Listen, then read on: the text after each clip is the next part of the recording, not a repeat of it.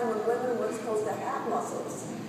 You know, you would go to the health club in Hollywood, and there was the men's gym, and then there was this place where there was this belt that made your fanny wiggle, or they had you walking across the floor on your butts, kind of like that. But women weren't supposed to sweat. So this was a whole new thing. Women weren't used to brushing their teeth and seeing a muscle. One woman said to me, for the first time in my life, I got up today and I went in and I stood up to my boss. And what this showed me is that what we are doing is not just making people look good and, making them thin and making them look good. When you're getting people physically active and in touch with their bodies, you are touching them on the most profound levels. This is psychological work that we're doing. This is changing people from the inside out, not just the outside. And it was actually Thomas Jefferson that said, revolution begins in the muscles. Who knew? So I think that it's really important. It's why I love ideas so much, is that they want us and our profession to be cutting edge, to understand how can we do what we do in the best, most professional, safest, most profound way. And that's why I'm so glad that so many of you are here. We think that the brain is up here, but neuroscience has told us that the brain is throughout our entire body. The brain is part of our nervous system. And if you're cut off from your body, if you're alienated from your body, you're also alienated from your brain, because the brain is the body.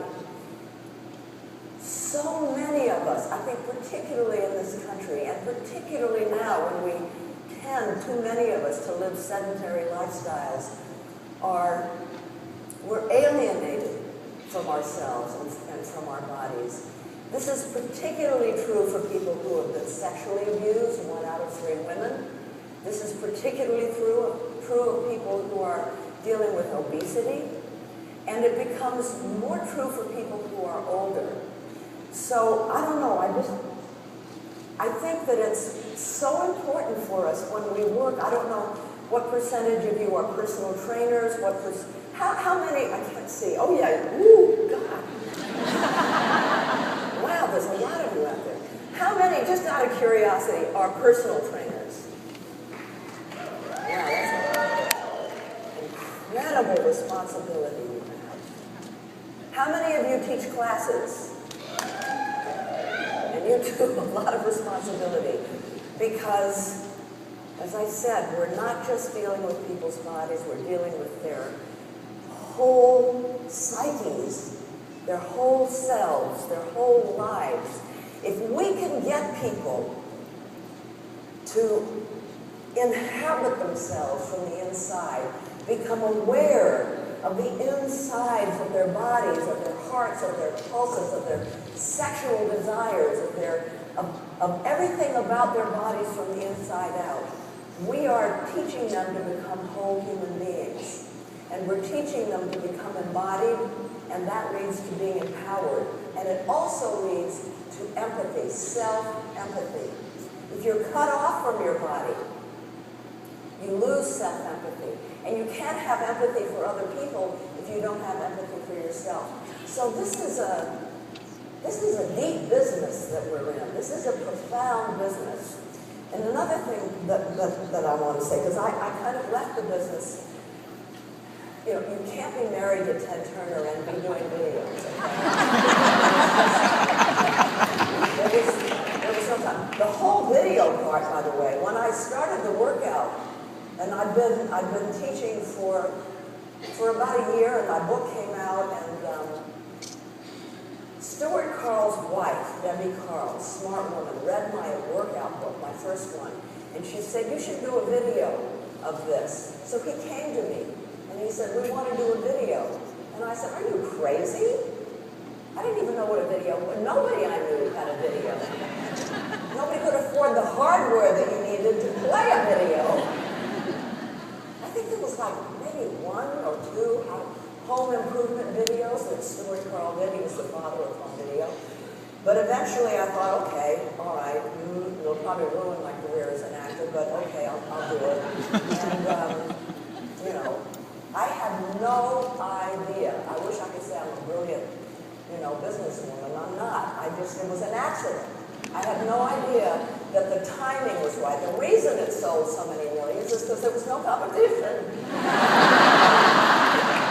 You know, if all these other people that are doing them now were out there, I wouldn't have sold bookings. I don't know. But, I probably would have sold a few, but thank you very much.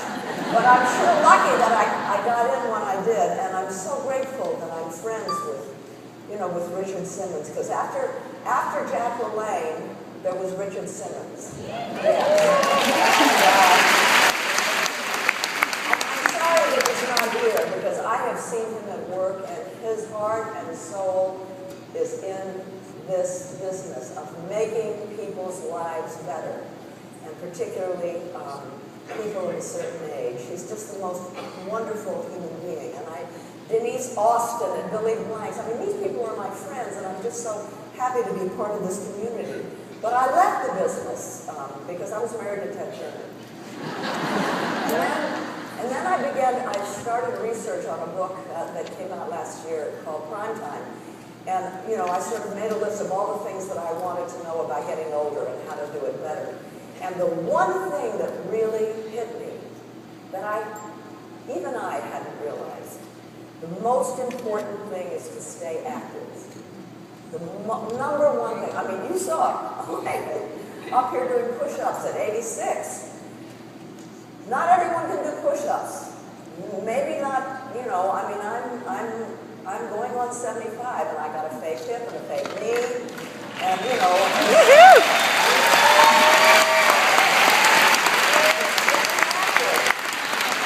Staying active. It's not only good for, I don't need to tell you, I tell other people, but I don't need to tell you why it's important. But what you might not realize is how important it is for your brain. You know, the brain shrinks as you get older. The prefrontal cortex, where all our decisions are made. The place where Alzheimer's begins. If you stay physically active, it's not that it will prevent Alzheimer's, but it will postpone it. It'll buy you years. It'll buy you years of remaining, you know, mentally alert. So that's a real important thing. But when you're older, you can't work out the way you did before. So I want to urge you, you personal trainers and you who teach classes, don't teach the same things to older people that you do to younger people.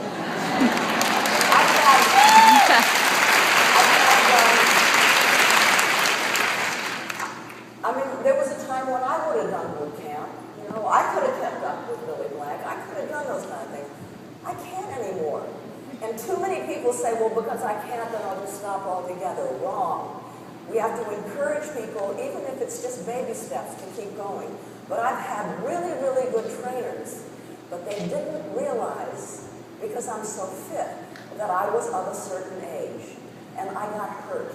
And so it's important for you who have older people in your classes to learn about how to deal with older people, what they can and can't do, what are the frailties. I'm so proud to be part of this huge community. I just love you all so much for doing what you do. It's so important, especially today. And let's do all we can to try to deal with obesity, to figure out how to get together really fit.